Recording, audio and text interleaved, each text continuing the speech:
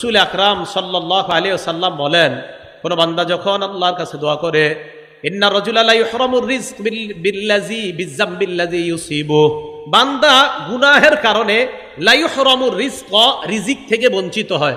আমি আবার বলছি, ক্বালা রাসূলুল্লাহ সাল্লাল্লাহু আলাইহি ওয়াসাল্লাম, আল্লাহ নবী বলেন, ইন্না রাজুলা লা ইহরামুর রিজক বিযামবিল্লাযী ইউসিবুহু, বান্দা মাঝে মাঝে দোয়া করে, এই দোয়া আল্লাহ কবুল করে না। কয় কেন? কয় গুনাহের কারণে। এবার আল্লাহ নবী বলেন, শোনো, তোমার যদি কোনো গুনাহ হয়ে যায়, এই গুনাহ থেকে পরিত্রাণের জন্য তাড়াতাড়ি আল্লাহর কাছে দোয়া করো, কারণ এই গুনাহের কারণে তোমার উপর কোনো গজব আসতে পারে। এই গজব যেন না আসে, দোয়ার মাধ্যমে তাড়াতাড়ি গজব তুমি ঠেকায় নাও। পরের বর্ণনায় আল্লাহ নবী বলেন, আদ-দুআউ লা ইউরাদ্দু, অথবা তাকদীরু লা ইউরাদ্দু ইল্লা বিদ-দুআ। এই হাদিসের মধ্যে আসছে লা ইউরাদ্দুল কদরু ইল্লা বিদ-দুআ, ভাগ্য পরিবর্তন কেউ করতে পারে না, তবে দোয়ার মাধ্যমে কিছু কিছু বিষয় ভাগ্য আল্লাহ পরিবর্তন করে দেয়।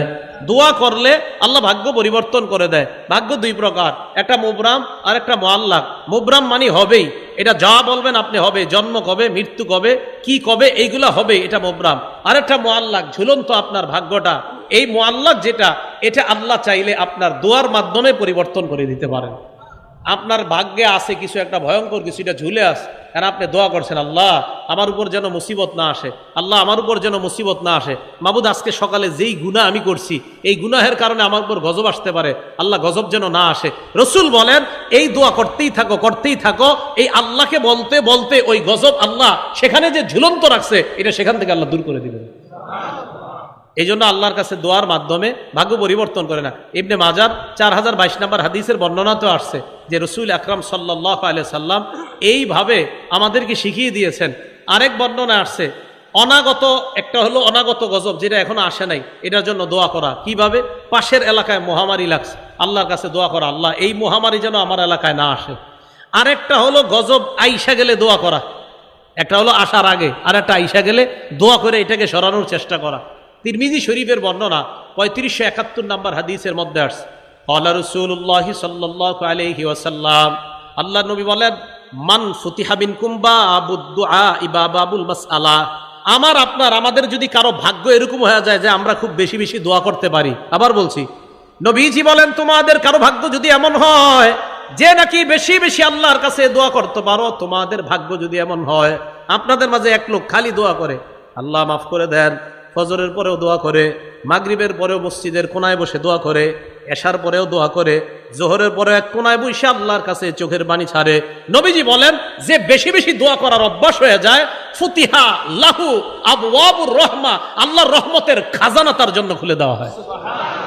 তাহলে বেশি দোয়া করার যার অভ্যাস আছে, আল্লাহর রহমতের খাজানা তার জন্য খুলে যায়। এই জন্য মনে রাখবেন, যে বেশি আল্লাহর কাছে দোয়া করতে পারে তার ভাগ্য বড় ভালো। খুব বেশি আল্লাহর কাছে দোয়া করা, আল্লাহ আমাদেরকে বেশি দোয়া করার তৌফিক দান করেন। তো রাসূল আকরাম সাল্লাল্লাহু আলাইহি ওয়াসাল্লাম এই হাদিসের শেষের দিকে বলেন, আদ-দুআ ইয়ানফাউ মিম্মা নাযালা ওয়া মিম্মা লাম ইয়ানজিল, যেই গজব নাজিল হয়েছে এই গজবেও দোয়া কার্যকারী, যেই গজব নাজিল হয় নাই ওই গজবেও দোয়া কার্যকারী। যেই গজব নাজিল হয়েছে এই গজবেও, এই গজবটা দূর করার জন্য দোয়া কার্যকারী, আর যেই গজব নাজিল হয় না এটা দূর করার জন্য দোয়া কার্যকারী। তাহলে গজব নাজিল হয় এটার জন্য দোয়া কার্যকারী, আর যদি গজব নাজিল না হয় এটা দূর করার জন্য দোয়া কার্যকারী। কিভাবে? গজব পাশের এলাকায় আসছে, আমার এলাকায় এখনো আসে নাই, আল্লাহ করোনা তো এই এলাকায় আছে, আল্লাহ এই এলাকায় যেন না আসে, খুব বেশি বেশি দোয়া করে আশা করা যায় এই গজব দূর করা যাবে। আরেকটা হলো এসে গেছে, এসে যাওয়ার পরও দোয়ার মাধ্যমে এই গজব দূর করা যায়, এটা হাদিস দ্বারা প্রমাণিত। মুসলিম শরীফের 2732 নম্বর হাদিস। এই জায়গায় আপনারা বৈশা যদি আরবের কারো জন্য দোয়া করেন, মনে করেন আপনার ভাই বিদেশ থাকে, আল্লাহ আপনি মাফ করে দেন, আল্লাহ কাশ্মীরের মুসলমানদেরকে হেফাজত করেন, আল্লাহ আরাকানের মুসলমানদেরকে হেফাজত করেন, এই দোয়া যদি আপনি করেন, মাবুদ যারা নির্যাতিত মুসলমান আলেম ওলামা তাদেরকে আপনি হেফাজত করেন, জুলুম থেকে আপনি বাঁচান, এই দোয়া যদি আপনি করেন। এবার হাদিস শোনেন, মুসলিম শরীফের 2732 নম্বর হাদিসের বর্ণনা, ক্বালা রাসূলুল্লাহ সাল্লাল্লাহু আলাইহি ওয়াসাল্লাম, আল্লাহ নবী বলেন, কোন মুসলমান যখন দোয়া করে লি আখিহি বিজহরিল গায়ব, কোন মুসলমান যখন তার ভাইয়ের জন্য দোয়া করে আড়াল থেকে মানে ওই ভাই এখানে নাই, তার জন্য যদি আমরা দোয়া করি, আমাদের মাজলুম কোন আলেম, মাজলুম মুসলমানরা কোথাও আছে, আমরা এখান থেকে তাদের জন্য দোয়া করলাম, নবীজি বলেন ইল্লা ক্বালাল মালাক, একজন ফেরেশতা বলে ওয়ালাকা বিমিসলিন, তুমি আমি দোয়া করলাম, আমার সাথে একবার বলেন হে আল্লাহ মাজলুম মুসলমানদেরকে হেফাজত করেন।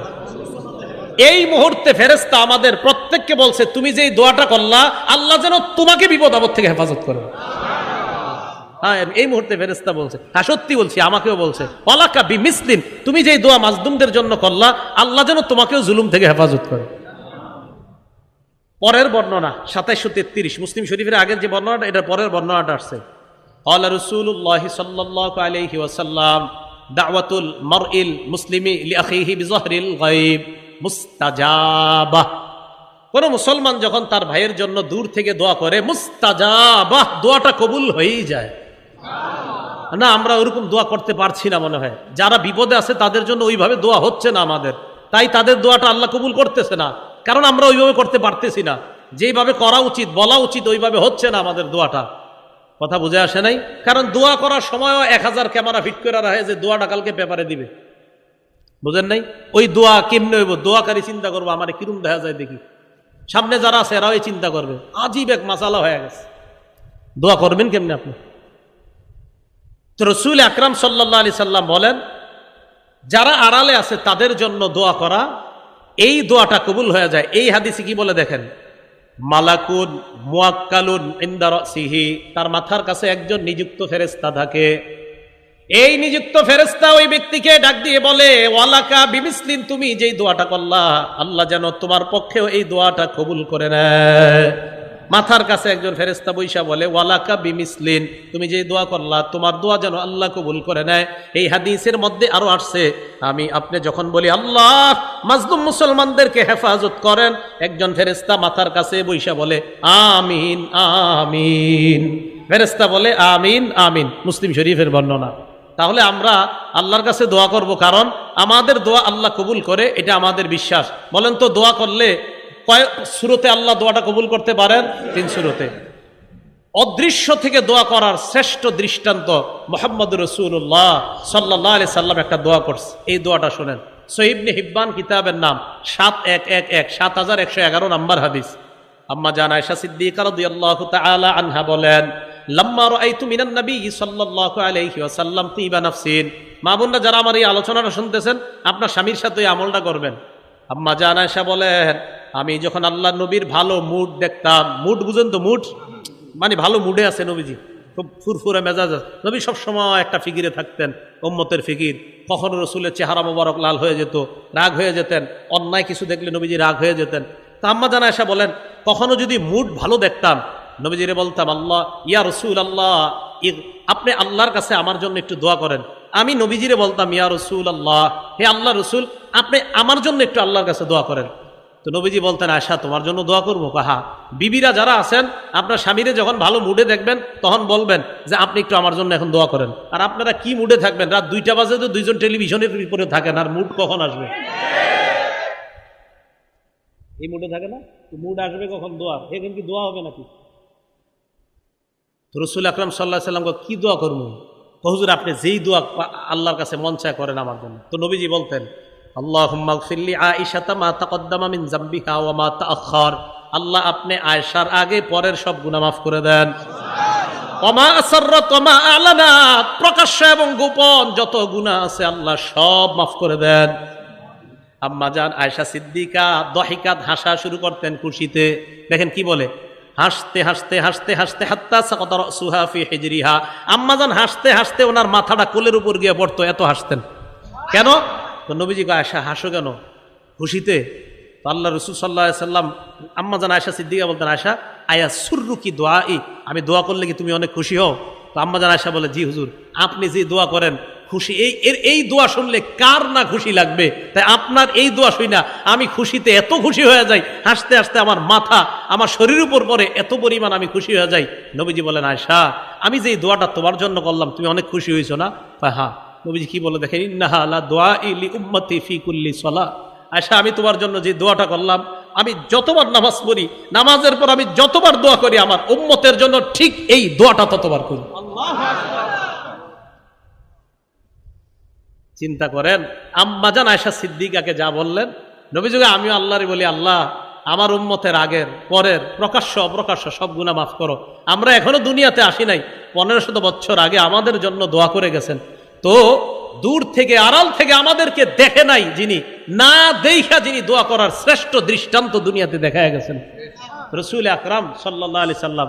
তাই বলেন, এখন যদি বুঝে এসে থাকে আমরা দোয়া করব কার কাছে? আল্লাহর কাছে। দোয়ার বিরোধিতা করবেন না তো? না না, দোয়ার বিরোধিতা করেন না। যারা দোয়া করতে জানে তাদের দিল বড় সাফ, দিল খুব সাচ্চা, এদের দিল বড় নরম থাকে।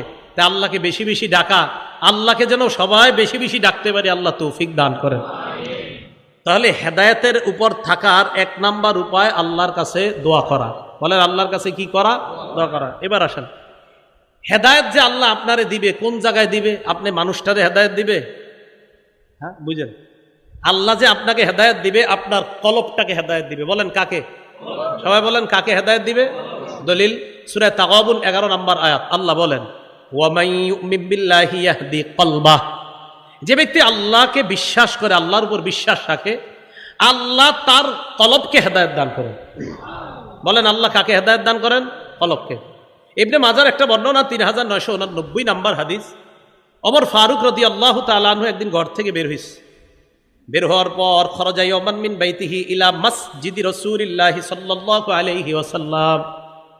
ওমর ফারুক রাদিয়াল্লাহু তাআলা আন ঘর থেকে বের হয়ে আল্লাহর রাসূলের মসজিদের দিকে রওনা করলেন।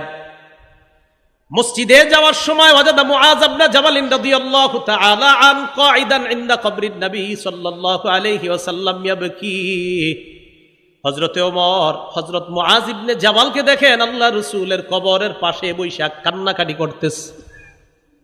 ওমর ফারুক প্রশ্ন করলেন, মা ইউবকিকা, কান্নাকাটি কেন করো? মুআজ জবাব দিলেন, ইউবকিনি শাইউন সামিআতুহু মির রাসূলিল্লাহি সাল্লাল্লাহু আলাইহি ওয়াসাল্লাম। আমাকে একটা বিষয় কাঁদাচ্ছে, যে বিষয়টা আমি আল্লাহর রাসূলের কাছ থেকে নিজ কানে শুনছি। ওমর ফারুক কয়, কি শুনছো?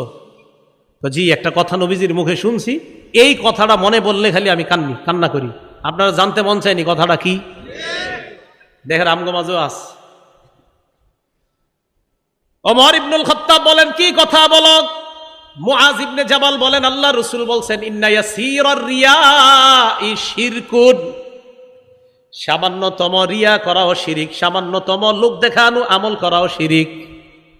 সামান্যতম লোক দেখানো আমল করাও কি? শিরিক। এই যে আল্লামা লিখে দিয়েছেন আপনারা এই জায়গায়, কি লিখে দিয়েছেন? হ্যাঁ, আল্লাহর কসম আমি খুশি হই নাই। এটা কেন লেখছেন? আল্লামা যে লেখছেন, আল্লামা বুঝেন কারে কয়? হ্যাঁ, মনে করেন 2-4টা হাদিস মুখস্থ বলতে পারি দেখি আমি আল্লামা। অনেকে আবার লেখে হাফিজুল হাদিস। হাফিজুল হাদিসের একটা সংজ্ঞা আছে তো, যেই পরিমাণ হাদিস মুখস্থ থাকলে হাফিজুল হাদিস বলা হয়, ওই পরিমাণ হাদিস আমার মুখস্থ নাই। তা আমার কেন হাফিজুল হাদিস লেখেন?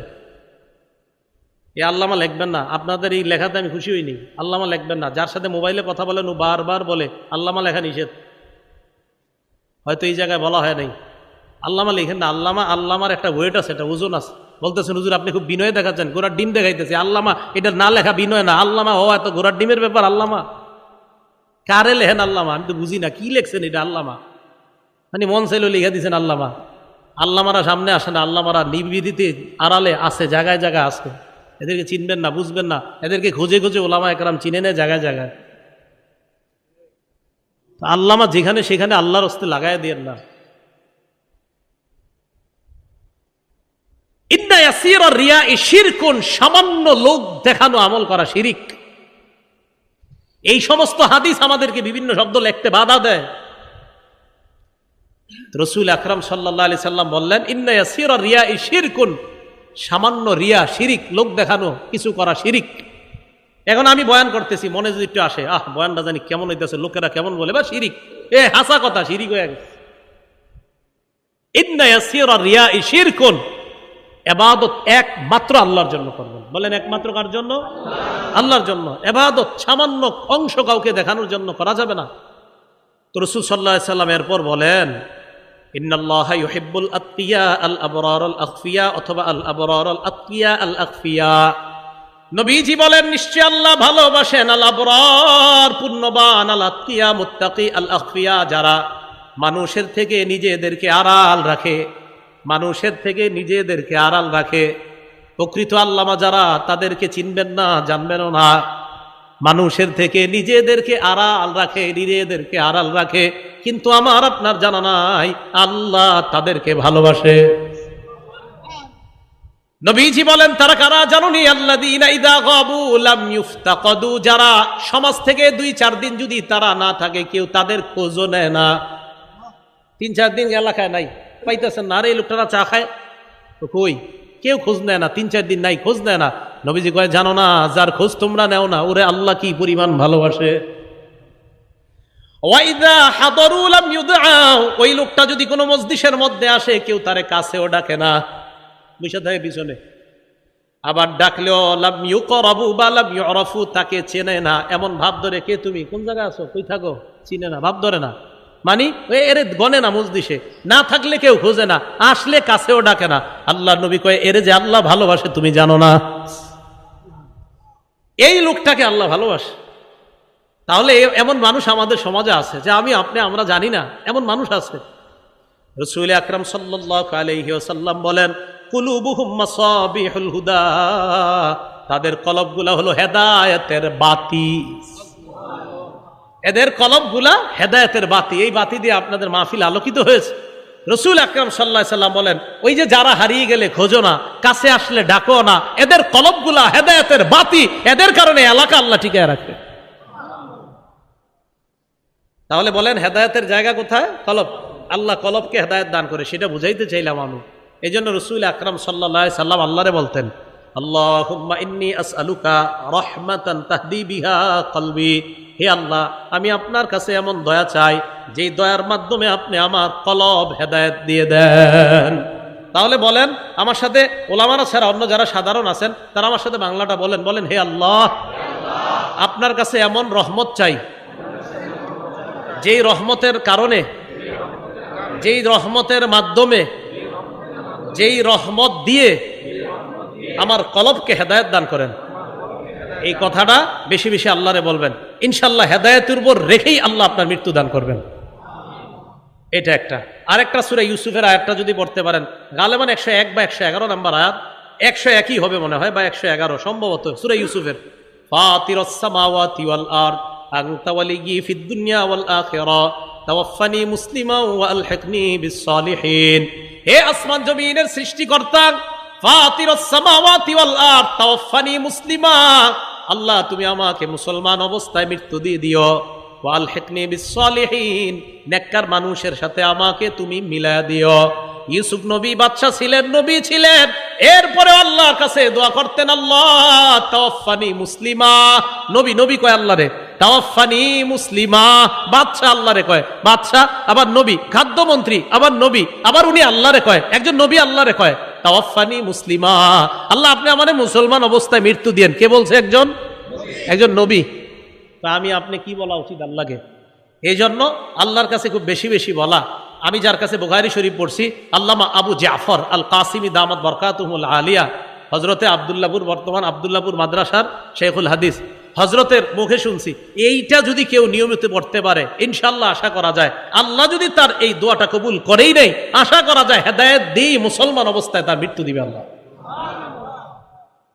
তো রাসূল আকরাম সাল্লাল্লাহু আলাইহি সাল্লাম আল্লাহরে বললেন আল্লাহ এমন হেদায়েত আপনার কাছে চাই যার মাধ্যমে আপনি আমার দিলকে হেদায়েত দিবেন, এমন রহমত চাই যার মাধ্যমে আপনি আমার দিলকে হেদায়েত দিবেন। এবার আশ্চর্য একটা হাদিস শোনেন রাসূল আকরাম সাল্লাল্লাহু আলাইহি সাল্লামের, এই দুই আঙ্গুলের দিকে তাকান, সাল্লাল্লাহু আলাইহি সাল্লাম। মুসলিম শরীফের 2654 নম্বর হাদিস, আমাদের মাদ্রাসার পাঠ্যপুস্তক অনুসারে মোট হাদিস সংখ্যা হবে 3033টা। এই হাদিসের মধ্যে আসছে ক্বালা রাসূলুল্লাহ সাল্লাল্লাহু আলাইহি ওয়াসাল্লাম ইন্না কুলুবা বানি আদামা কুল্লাহা বাইনা ইসবাইনি মিন আসাবির রহমান। মাঝে মাঝে নিজেরা ট্রাই করবেন। এখন যার যে নিচে এইভাবে দুই আঙ্গুল দিয়ে, এই দুই আঙ্গুলের দিকে একটু তাকান, দেখেন আমার অনুবাদটা শোনেন আর আঙ্গুলের দিকে তাকান। রাসূল সাল্লাল্লাহু আলাইহি সাল্লাম বলছেন, শোনো উম্মত, পুরা দুনিয়ার সমস্ত কলবগুলা আল্লাহর এই দুই আঙ্গুলের মাঝে কাকলবিন ওয়াহিদিন, একটা কলবের মতো, মানে এট এ টাইম একই মুহূর্তে সারা দুনিয়ার কোটি কোটি কলবগুলা আল্লাহ একই মুহূর্তে একই সময় দেখতে পায়। এই দেখতেছে, আমি আরিফ বিন হাবিবের কলব দেখতেছি, আপনাদের কলব এক সময় আল্লাহ দেখতেছেন। মাঝে মাঝে চিন্তা করবেন যে আল্লাহ ইন্না লিল্লাহ, সর্বনাশ মাবুদ, তুমি তো আমার কলব এখন দেখতেছো। রাসূল আকরাম সাল্লাল্লাহু আলাইহি সাল্লাম এভাবে বলেন, 2 আঙ্গুলের মাঝে পুরা দুনিয়ার কলবগুলো একটার মতো। এবার কি করে দেখেন, ইউসরিফুহু হাইসু ইয়াশা, যেইভাবে চায় এইভাবে নাড়াইতে পারে, নাড়াইতে পারে। সুম্মা ক্বালা রাসূলুল্লাহ সাল্লাল্লাহু আলাইহি ওয়াসাল্লাম আল্লাহুম্মা মুসাররিফাল কুলুব সাররিফ কুলুবানা আলা তাআতিক। নবী আল্লাহকে বলতেন, হে আল্লাহ, কলবের পরিবর্তনকারী আল্লাহ, কলবকে ঘুরানো ফিরানো আল্লাহ, যিনি কলবকে ঘুরিয়ে দেন ফিরিয়ে দেন, যিনি কলবকে লালান, যিনি কলবকে এদিক সেদিক করেন। নবীজি কি কয়, আল্লাহ আপনি তো কলব ঘুরান, আমাদের কলবটা ঘুরিয়ে ফিরিয়ে আপনার ইবাদতের দিকে নিয়ে যান। এখন আপনারা এই জায়গায় অনেকে আছেন, কলব আমেরিকা, কলব জাপান। রাসূল সাল্লাল্লাহু আলাইহি ওয়াসাল্লাম বলছে, আল্লাহ কলব তো আপনিই ঘুরান, আমাদের কলবগুলা ঘুরে আপনার ইবাদতের দিকে নিয়ে যান। এই জন্য এই 2 আঙ্গুলের মাঝে মাঝে মাঝে তাকায় চিন্তা করবেন, রাস্তায় হাঁটতেছেন, যে আল্লাহ আপনার 2 আঙ্গুলের মাঝে পুরা দুনিয়ার কলব, মাবুদ আমার কলবও তো আপনার এইখানে, কলব নাকি আপনি এইভাবে নাড়ান ঘুরান ফেরান, আল্লাহ আমারটা ঘুরিয়ে ফিরে আপনার ইবাদতের দিকে রাখেন। তাহলে আল্লাহর কাছে এইভাবে দোয়া করা। আর রাসূল সাল্লাল্লাহু আলাইহি ওয়াসাল্লাম আরেকটা দোয়া করতেন হেদায়েতের উপর থাকার, ইয়া মুকাল্লিবাল কুলুব সাব্বিত কলবি আলা দীনিক। হে অন্তরের পরিবর্তনকারী, বলেন তো কলব, কলব মানে যা বারবার পরিবর্তন হয়, এলিগেটার নাম কলব। কলব, কলব মানে পরিবর্তন হয়, কলব মানে পরিবর্তন হয়, এটার নাম কলব। এই জন্য এটা কখনো আমেরিকা কখনো জাপান, ওই যে পরিবর্তন হয় খালি, এই জন্য এটার নাম কলব। কলব এটা আরবি শব্দ, এই আরবিটার অর্থ হলো বারবার যে পরিবর্তন হয়, কলব বারবার পরিবর্তন হয়। এই কলব যেন পরিবর্তন হয়ে গুনাহের দিকে না যায়, তাই একজন আল্লাহওয়ালার সাথে সম্পর্ক রাখা যেন কলব ঠিক থাকে। কলব এদিক সেদিক না যাওয়ার জন্য একজন আল্লাহওয়ালার সাথে সম্পর্ক রাখা। এখন বলবেন আল্লাহওয়ালার সাথে কেন সম্পর্ক রাখবো? মানে আজীব প্রশ্ন, আপনাদের তো প্রশ্ন শেষ নাই। মাজমাউজ জাওয়ায়েদ একটা কিতাব আছে, ইমাম হাইসামি রহমতুল্লাহ আলাইহির লেখা, 1 নম্বর খণ্ড 134 নম্বর পৃষ্ঠা। এক ব্যক্তি রাসূল আকরাম সাল্লাল্লাহু আলাইহি সাল্লামের কাছে আসছে। আসার পর সাহাবারা নবীজির সামনে আয়েশা কয়, ইয়া রাসূলুল্লাহ ইযানলি ফিজ জিনা, হুজুর আমারে জিনা করার অনুমতি দেন। নাউজুবিল্লাহ বলেন, কারে কয় দেখেন কি কথা। সাহাবারা তো মনে করে আমরা তো এরকম করতাম, আমগো হুজুরে কেউ এসে বললে তো খবর আছে, এই বেটা কি কস কোন জায়গায়।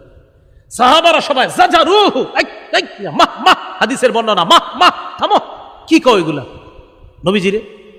আমাদের নবীজি কেমন শিক্ষক ছিলেন দেখেন। নবীজি কয়, এই শোনো, উদনুহু, তারা আমার কাছে আসতে দাও, তারা আমার কাছে আসতে দাও। ফাদানাহু কারীবাম মিন, নবীজির কাছে নিয়ে গেছে।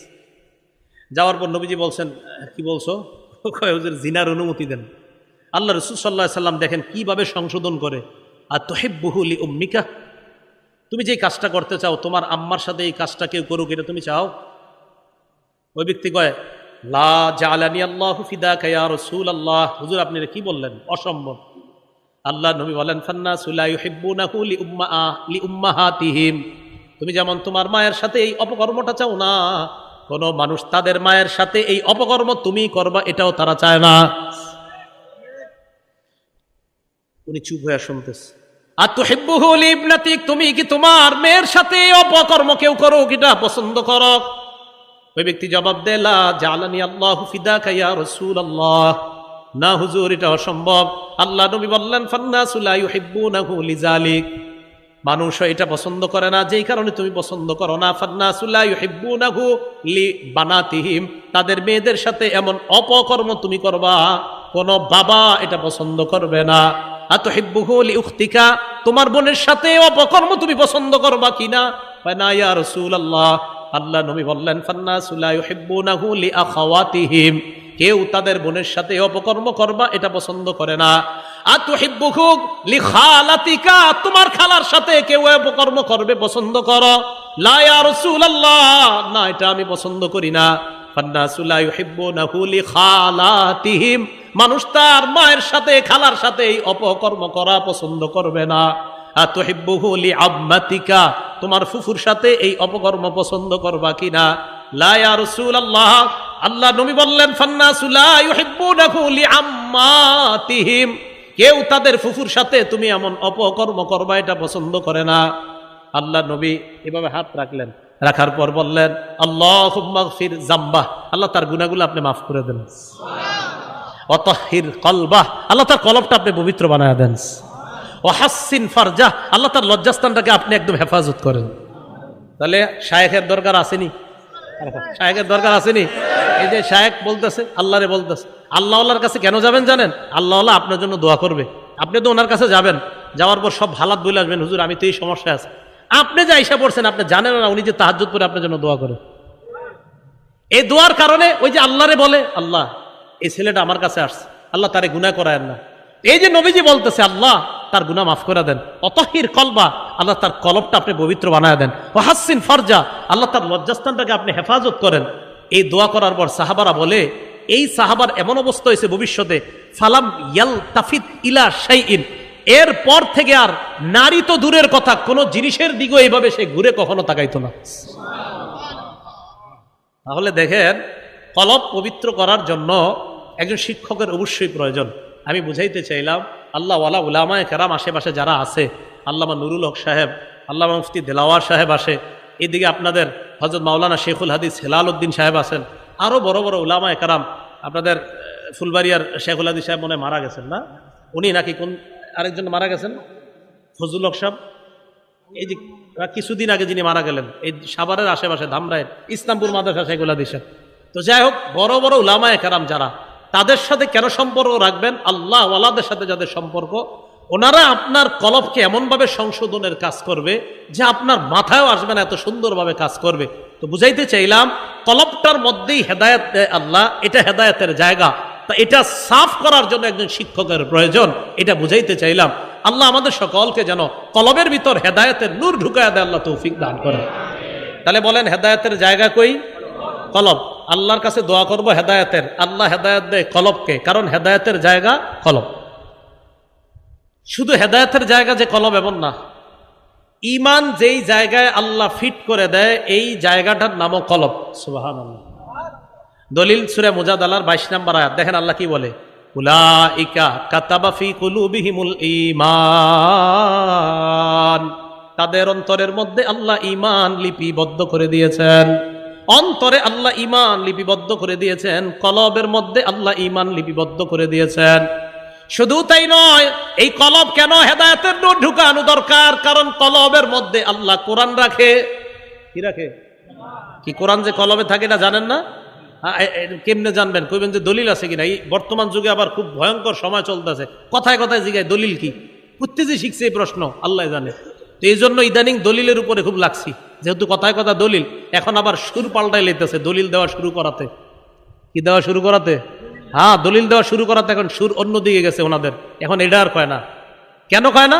ভবিষ্যতে বলবো কোনো একদিন, কেন বলে না। তো দলিল দেওয়া শুরু করার পরে আলহামদুলিল্লাহ এখন আর এটা বলে না। এরকম দলিল আমি শুধু দিই না, আমাদের হাজার হাজার এমন ছাত্র আছে দলিল দেওয়ার মতো, আসে না। যখন আসা শুরু হবে তখন তো দলিলের বন্যা বয়ে যাবে। এই জন্য আপনারা বুঝবেন না, এদেরকে আনা হয় না, এখন আসে না। আসবে যখন দলিলের বন্যা বসবে, তখন বুঝবেন কি যে খালি আরেকজনকে বলেন 20 বছর বেটায় একটা আমল করে, আর আপনি হঠাৎ করতে একদিন বাংলা বই একটা বইরা এসে বলতেছেন আপনার ইবাদতে ভুল আছে। হ্যাঁ, উনি গোড়ার গস কাটছে 16 বছর মাদ্রাসায়। রাসূল আকরাম সাল্লাল্লাহু আলাইহি ওয়াসাল্লাম ওরা সাহাবাদেরকে তৈরি করছেন। আস্তে আস্তে তো যাই হোক বলতেছিলাম, দলিল চায় যে কোরআন যে দিলের মধ্যে রাখে।